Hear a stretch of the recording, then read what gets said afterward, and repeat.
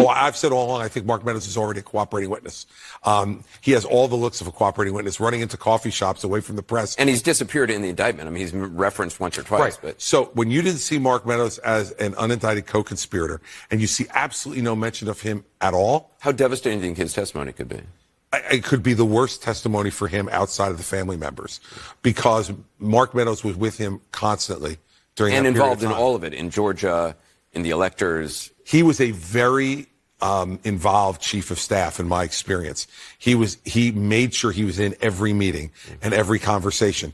So, and we remember there are hundreds of text messages that he turned over to the special counsel that he kept. What was your initial reaction? What surprises in the indictment for you? Just tell us your initial thoughts. Well, first of all, it is a sad day, and I think I'm sadder and happier at the same time today than I was even in the Watergate case, because if we don't have accountability here, we lose democracy. And I didn't have that fear back in the Watergate days, but now I really, really do. So it's a very somber moment. It's sad that we had a president who committed these crimes. It's wonderful that we have a democracy that allows us to hold him accountable and therefore to hopefully prevent future miscreants from criming the way that Donald Trump does. Yeah. So it's good and bad at the same time. Just as lay people, looking at this, Jill, this seems like an overwhelmingly powerful case legally. I mean, I have to say, even I was shocked at some of it. I just curious, because it feels to me like he preempted every one of Trump's arguments already. What was your take on that? It's a brilliantly written indictment. It is mandatory reading for all of your audience. I know they care about this, and there is no substitute. It doesn't take that long to read. You can sit down in a few hours and do it, or say I'm going to spend 10 minutes every day. Although it's once you get into it, I don't think you can put it down. Yeah. Because it lays out a timeline that links everything to him and to what Donald Trump did. It's not what someone else did. It's what he did. It's phone calls he had. It's instructions he gave. And it's very, very well written. The details are dramatic.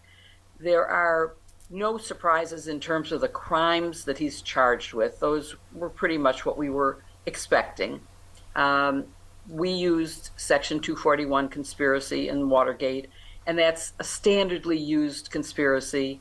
The conspiracy to interfere with our voting rights was not a surprise, only because that leaked after the target letter. We had warning that was coming, and so it wasn't a surprise. I think the level of detail is what is a surprise. The omission of any mention of maybe Mark Meadows makes it sound like maybe he's cooperating. I think we have identified 5 of the 6 co-conspirators. The 6th, the political advisor, not 100% sure. What's your take on that? Who do you think? Epstein? I don't know. That's what I was. I don't know. Yeah. Well, but he's a lawyer. Epstein is a lawyer. Oh, okay. I mean, and of course, it's interesting to note that 5 of the 6 co-conspirators are lawyers. Yeah. And if you remember back in Watergate, many of the defendants were lawyers. And the reason the ABA adopted new ethics plans was because so many lawyers violated their ethics. Yeah. And you so, can tell in Trump's statement already, he's getting ready to throw the lawyers under the bus, right? I listened to the advice of many fine lawyers. He's getting ready to throw the lawyers. Why? Jill, explain to us why, but also why the co-conspirators are not charged. I mean, obviously it's for a speedy trial, but what does that mean for the co-conspirators? It means they'll be indicted separately. I don't think they're going to get away with this. I think even if they were to come in now and say we'll fully cooperate, that the demand would be you have to plead guilty to something and you're going to have to serve some time, because their culpability has been obvious before but is now proven in a legal document that can be established by evidence in a courtroom. And so they're to use the old phrase, they're toast, just like Donald Trump is. Yeah. And as long as they're, they'd be easily convicted. So why let them off? They'd have to cooperate fully as part of the plea deal, but I think they'd also have to plead guilty. Jill, you said the other day on TV that you are, finally maybe hopeful that this could be the thing that finally turns people, his base, like they turned against Nixon and just went, oh my God, he's a crook, he's terrible. But again, we've had this conversation a million times. There was no Fox News, there was no right-wing radio, there was no Newsmax back in Nixon's day, and you must be more depressed than anybody to see the latest poll that shows them tied, Trump and Biden, after all of this. So I think it's why it's even more critical that this is televised, don't you? Because how will we ever get back to any common set of facts in this country, right? I can't agree more. I hope that all of the parties will agree that it should be televised. After all, if Donald Trump is innocent, doesn't he want the failure of proof to be shown in a live television? Right. So they should be asking for it, as well as the prosecutor. I hope that the American Bar Association will step up to the plate and make efforts to have this. I also had a slight disagreement with Neil Katyal yesterday on MSNBC because I found a rule from the Judicial Conference that suggests that it's up to various courts to determine whether they will allow cameras in the courtroom. And so I think that the D.C. Circuit could adopt a rule for the federal district courts in D.C. that would allow, in special occasions, they don't have to do it for all trials, but this trial is of such national significance. Cameras are so not intrusive anymore. In the public interest, yeah. It's in the public interest, and it's not like it will disrupt the courtroom.